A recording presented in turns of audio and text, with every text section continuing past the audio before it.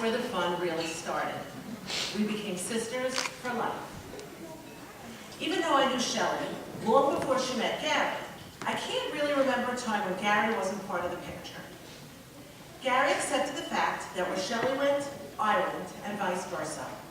It was just the way it was. Or as Gary likes to say, it is what it is.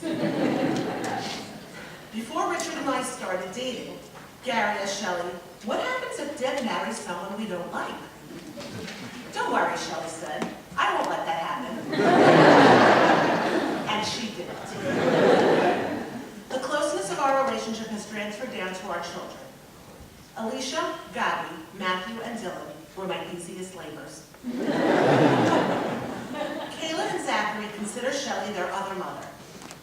Kayla has made it quite clear that if she ever felt life in our house wasn't up to par, Shelley and Gary will be happy to have her. Hank has a plant sale every year before Mother's Day. I'm terrible with plants. Plants have been known to commit suicide in my car rather than endure the slow and painful death that is sure to follow. Every year, Kayla and Zachary would ask for money to buy a plant.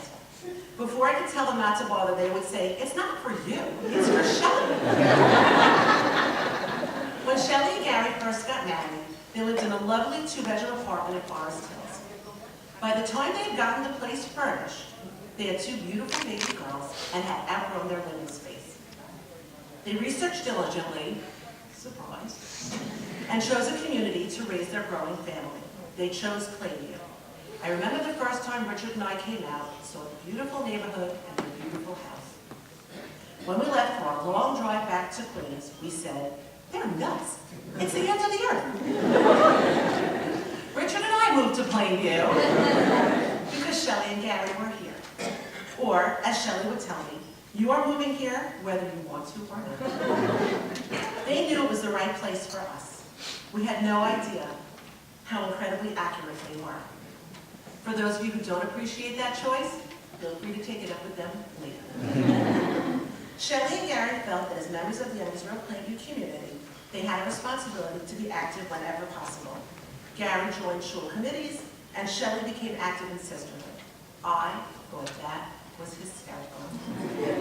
Isn't that ironic? Yes. I am missing my last paper.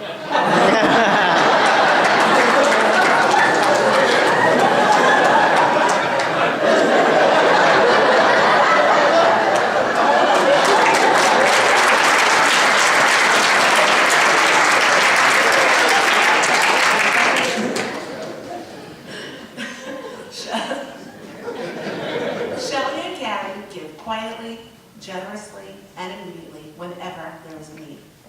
I am honored to stand here tonight in the dual role of sisterhood to the Youngsville of Plainview and to Shelley and Gary. Thank you for your friendship and your dedication.